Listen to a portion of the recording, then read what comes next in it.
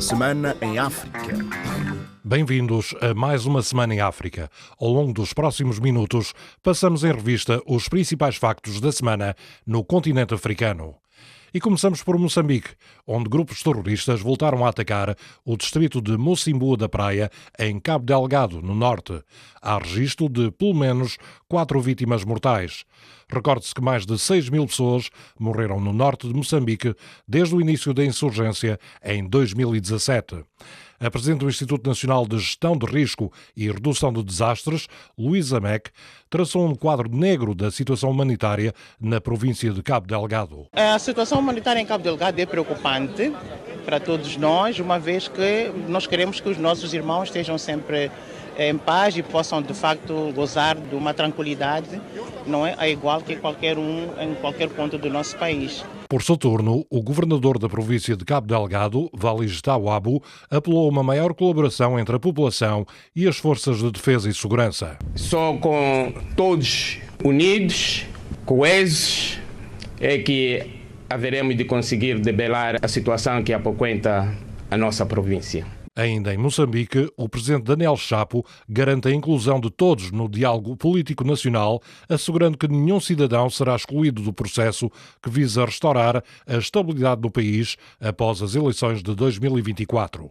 Não há nenhum moçambicano sequer que está excluído. Ninguém precisa de fazer requerimento, nem uma carta, para fazer parte do Diálogo Nacional Inclusivo. Estamos todos convidados. Esta cerimónia contou ainda com a presença de diversas figuras da política nacional, entre as quais o ex-candidato presidencial Venâncio Mondlane.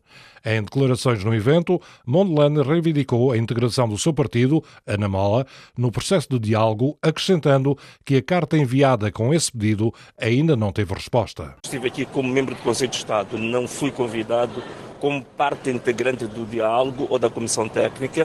Nós queremos fazer parte da Comissão Técnica em concreto porque temos propostas em concretos para a Comissão Técnica. Praia 99.3 FM. Em Cabo Verde, os trabalhadores da CV Handling agendaram uma greve de 3 dias que poderia afetar os aeroportos da cidade da Praia e das ilhas da Boa Vista e de São Vicente, bem como os aeródromos das Ilhas do Fogo e Maio. Conforme o delegado do Sindicato dos Transportes, Telecomunicações, Hotelaria e Turismo, na CV Handling, Ailton Martins, a greve foi equacionada porque a administração da empresa de prestação de serviços de assistência em escala nos aeroportos de Cabo Verde se tem demonstrado intransigente, recusando negociar o caderno reivindicativo dos trabalhadores. Para todos os trabalhadores e o reembolso do valor descontar indevidamente a quando a última greve. Não havendo negociação, porque a empresa simplesmente disse não quero negociar, não vou negociar, portanto não há espaço para negociação dos serviços mínimos. Ainda em Cabo Verde e igualmente no plano laboral, os professores descartam novos adiamentos em relação à atualização salarial no âmbito do plano de carreiras, funções e remunerações. Exigem também o pagamento dos retroativos. Jorge Cardoso, presidente do Sindicato Nacional dos Professores, diz que os docentes aguardam já que, no final de setembro, sejam aplicados os aumentos previstos, juntamente com os retroativos do mês de janeiro deste ano. Da nossa parte, não podemos afirmar que está tudo claro, porque ainda teremos que aguardar no máximo 5 dias para termos uma resposta final em termos do pagamento do salário no mês de setembro, já com esse incremento de acordo com a lista publicada, e também, ao mesmo tempo, o pagamento dos retroativos desde janeiro deste ano. E teremos a resposta final até no máximo dia 3, antes ainda do arranque do ano letivo. E, inclusive, os professores já estão cansados e não querem ouvir mais adiamento. Em Angola, a greve dos jornalistas dos órgãos públicos de comunicação social foi suspensa pelo Tribunal de Comarca de Luanda. O Sindicato dos Jornalistas Angolanos pede, porém, calma à classe e anuncia novas negociações com o governo. André Mussamo, porta-voz do sindicato, denuncia a situação difícil com que se depara a classe. O aumento salarial que o sindicato solicita neste caderno é de 100% sobre os salários atuais. Desde logo, o jornalista, do ponto de vista social e do sustento das suas famílias, dos seus agregados, não tem condição emocional para uma profissão com tamanha exigência, que é o jornalismo. Segundo, esta falta de bons rendimentos coloca os jornalistas praticamente na posição de mendigos. não tem transporte, não tem independência para se deslocar e fazer seu trabalho com todo o cuidado, não pode agendar uma pauta que inclua a deslocação para uma outra cidade porque não é capaz de pagar alojamento, nem alimentar-se durante este período. Portanto, os maus salários por si só criam a montante toda uma conjuntura que faz com que o jornalista seja um profissional incapaz de atender a deveres da sua profissão. Decorreu esta semana a segunda Cimeira Africana sobre o clima em Addis Abeba, na Etiópia.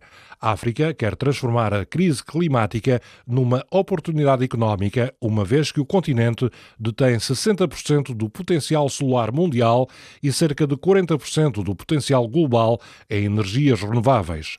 José Luís, oficial jurídico e gestor de grupos de trabalho da Plataforma Juvenil para a Ação Climática de Moçambique, participou no encontro e apelou a uma maior diplomacia africana de forma a assegurar o financiamento específico para o continente. A África apenas emite 4% das emissões globais, mas em termos de consequência, a África é quem mais paga. E dentro do continente africano, realmente, nós, moçambicanos, estamos como país, um dos países no topo 5, dos países que mais vulneráveis. Primeiro, o continente africano tem que entender realmente quais são as suas próprias necessidades e deve haver, sim, alguma diplomacia continental para que se faça uma negociação direta, sobretudo com os maiores emissores. Falo da questão da China, falo da questão dos Estados Unidos, mas também com outros países que possam realmente financiar. E nós esperamos que, se calhar, essa Cimeira Africana seja um espaço onde a diplomacia africana possa realmente trazer alguns resultados específicos. Estão aqui praticamente um e outro doador, uma e outra parceria internacional.